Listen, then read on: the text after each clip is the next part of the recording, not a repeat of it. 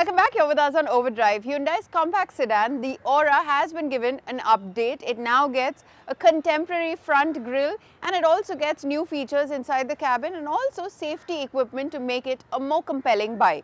Too-in will find out whether it really makes a big difference.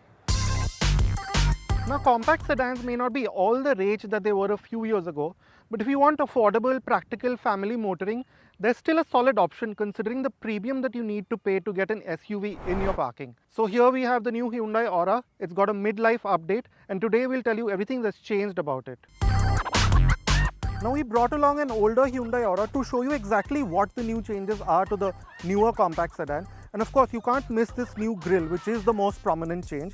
And it's got this much more contemporary two-part design with these horizontal design elements and these honeycomb effect patterns in it. So it's a much more contemporary look. That's the same with this new 2D Hyundai badge. And of course, the headlamp cluster remains the same, but you get these new L-shaped or inverted L-shaped DRLs. And they do generally lift the look of the new Aura. Although a sad thing is that you don't get fog lamps anymore. The facelifted Aura remains the same aside from this. So like before, there is some finesse to the glass house, although the fairly large 402-litre boot could have been integrated better. The distinct factory-fitted spoiler remains, as do those large tail lamps. As with the front, you now get the crisper 2D badging here too. Now, as it was with the outside, even on the inside, the changes to the new Hyundai Aura aren't all that extensive, but there are some notable additions. The biggest of which is this new instrument cluster. It's a far more modern looking one with crisp analog dials and a clear MID which shows you pretty much all the information you need. And it's a far cry from that digital readout that you had from earlier. Among other changes, you now get a Type-C USB port and you also get footwell lighting. There's been more thought given to safety as well. You get auto headlamps, ESC and hill start assist. Carried over are 4 airbags as standard and TPMS and ISOFIX seat mounts on top trims. So this adds to the Hyundai Aura's already long list of features. So you have this nice 7-inch screen, climate control, a wireless charger, height adjustable seating, as well as push button start. So all in all, if you want a feature-packed compact sedan, the Hyundai Aura does have you covered. The cabin itself remains unchanged.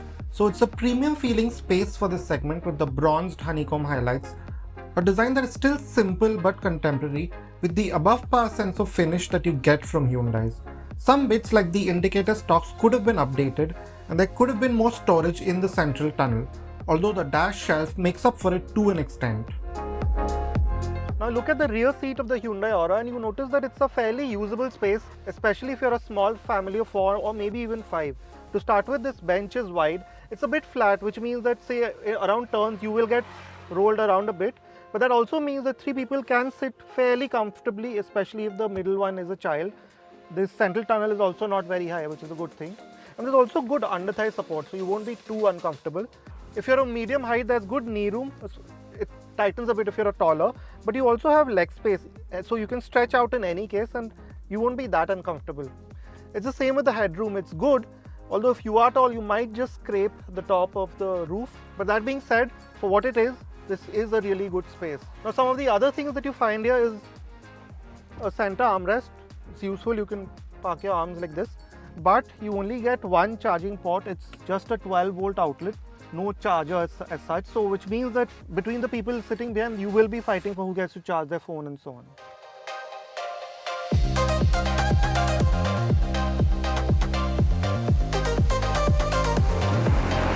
The Hyundai Aura can now be had with a single 1.2-litre naturally aspirated petrol. The turbo and the diesel have now been discontinued, so the outputs are adequate for what will essentially be a city commuter. And in that sense, the Aura's motor does the job. So you notice that at low revs, say below 2000 RPM, it's fairly tractable. So you can say take a speed breaker in second gear. You don't need to shuffle between gears all that much in traffic. So in that sense, it's an easy car to get used to. And paired with that, the clutch is not very heavy. It's quite light and progressive.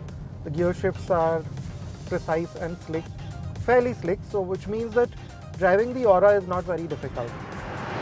Having said that, as you keep going further up the rev range, you do notice a slight dip in performance, say when you're in between 3 and 5000 RPM. So if you want to make a quick overtake that will take some planning. It is anyway not a fast car, but yeah, overtakes will need a touch more planning than they would have otherwise needed. But other than that, it's as fast as you need a family car to be there. Now coming to the ride and handling of the Hyundai Aura, the steering, it's light, so it's not very difficult to use, but we would have liked it to have been a bit more precise.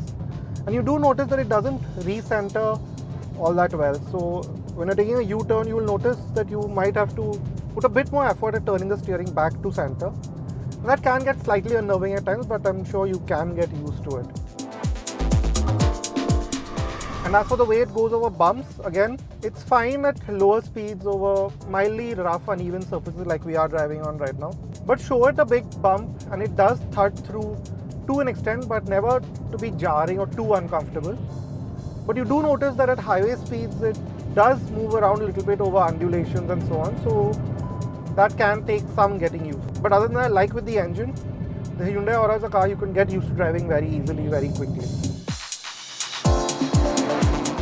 Priced between rupees 6.29 lakh and rupees 8.72 lakh, the Hyundai Aura is one of the more affordable compact sedans around. It could have done with a bigger change overall on the outside at least, and more mature driving dynamics. But as a family runabout, there's not much missing. A long features list, pleasant cabin and good space being the top positives.